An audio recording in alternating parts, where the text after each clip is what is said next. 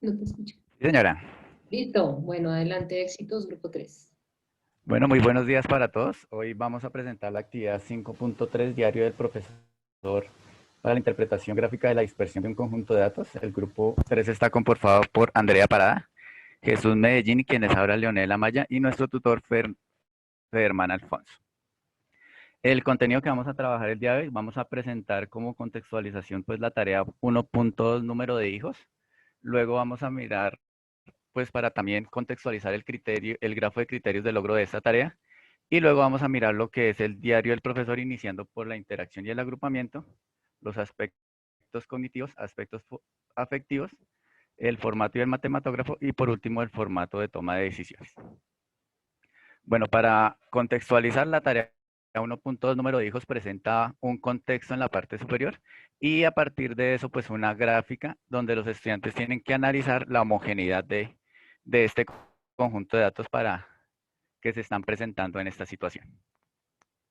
Recordemos el criterio o bueno, el objetivo número uno, que es identificar los conceptos de simetría y homogeneidad de un conjunto de datos en una situación problema. En el grafo de criterios de logro del objetivo uno, la parte superior nos indica la primera parte del objetivo, que es la simetría, y la parte inferior, la segunda parte, que es la homogeneidad, que es la que vamos a presentar con la tarea 1.2, que es la que tenemos acá. Entonces, la tarea los criterios de logro de la tarea 1.2 inician con reconocer la información. A partir de eso, pues decide si toma los datos de la tabla o la gráfica. En este caso, como solamente se les presenta la gráfica, pues esta decisión no la va a tomar, sino simplemente directamente de la gráfica va a extraer la información. Luego reconoce si el problema lo debe resolver por simetría o homogeneidad. Y a partir de ahí, pues decide si construye la tabla de frecuencias o pasa directamente al cálculo de la media, que es fundamental para poder determinar la homogeneidad. Eh, y luego, pues de calcular la media, pues va a determinar el valor del coeficiente de variación. Seguido, pues determinar la homogeneidad con el resultado del coeficiente de variación y determinar si los datos son homogéneos o heterogéneos. Y por último, validar su resultado de acuerdo a la situación problema. Pasando ya al agrupamiento y a la interacción, como estamos en la situación de confinamiento y todavía por las condiciones de la pandemia, pues el colegio maneja dos tipos de estrategias con los estudiantes. Una que es una modalidad a distancia, que los estudiantes pues no van a tener acceso a los encuentros virtuales, y otra que es virtual, donde vamos a tener unos encuentros virtuales con ellos por medio de la plataforma Teams. Es importante aclarar aquí para todo el trabajo de la recolección de información y demás, el diligenciamiento de los formatos que va a presentar más adelante, pues las estrategias que vamos a utilizar para la recolección de dicha información.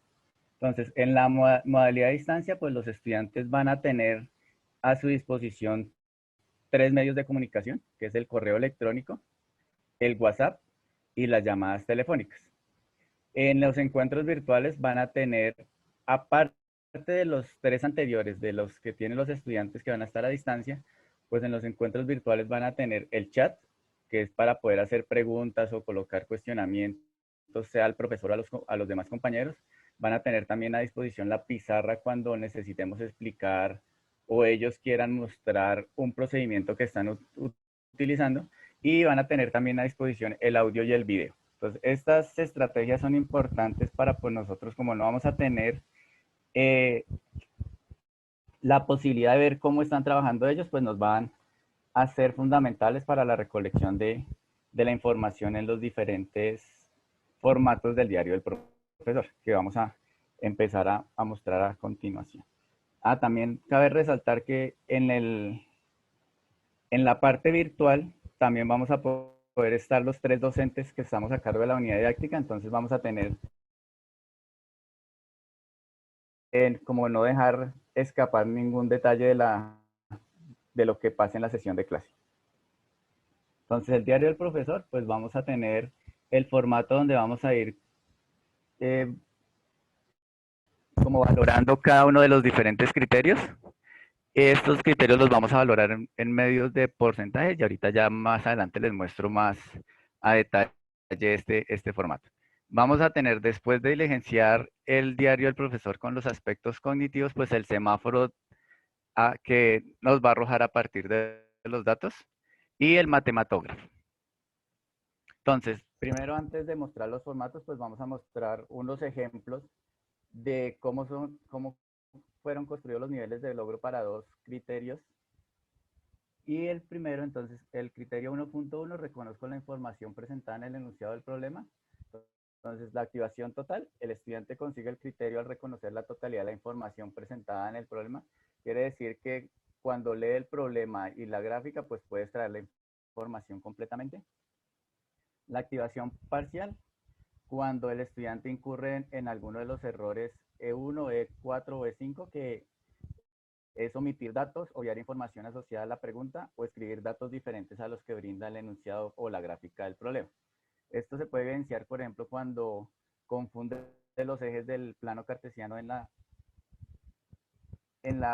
formulación de la gráfica, o cuando deja datos sin consignar para poder hacer las operaciones. Y la activación nula se considera que la consecución cuando incurren los errores E2 o E3, que implican la omisión de conceptos implícitos o explícitos de la formulación del problema. Otro criterio que podemos ver es determinar el valor de coeficiente de variación. Entonces, la activación total, pues cuando logra calcularlo sin ninguna dificultad. Cuando es parcial, cuando incurren errores, por ejemplo, de hacer alguna operación mal, una división, una multiplicación, o que se le omitió un dato de la recolección de la información. Y es nula, pues cuando no puede llegar a calcular el coeficiente de variación adecuadamente o utiliza un concepto diferente para su cálculo. Este es el formato de los aspectos cognitivos. Este se va diligenciando a medida que va avanzando la sesión de clase para tener en cuenta pues, los criterios que vamos a trabajar. En este caso, pues presentamos el ejemplo para el criterio 1.1 que fue mencionado anteriormente. A partir de la tabla, ya con los diferentes resultados, pues llenamos el semáforo, teniendo en cuenta lo siguiente, que si más del 50 de los estudiantes presentan inconvenientes, pues vamos a colocar que es rojo. Si el porcentaje está entre el 50 y el 69, vamos a colocar que es un color amarillo. Y el verde si el 70% o más de los estudiantes alcanzan el criterio de logro. En los aspectos afectivos, pues tenemos en cuenta las 4 expectativas afectivas que habíamos tenido en los módulos anteriores y voy a mostrar como ejemplo la número 1, que respeta las opiniones de los demás y argumenta con criterios matemáticos válidos los resultados obtenidos.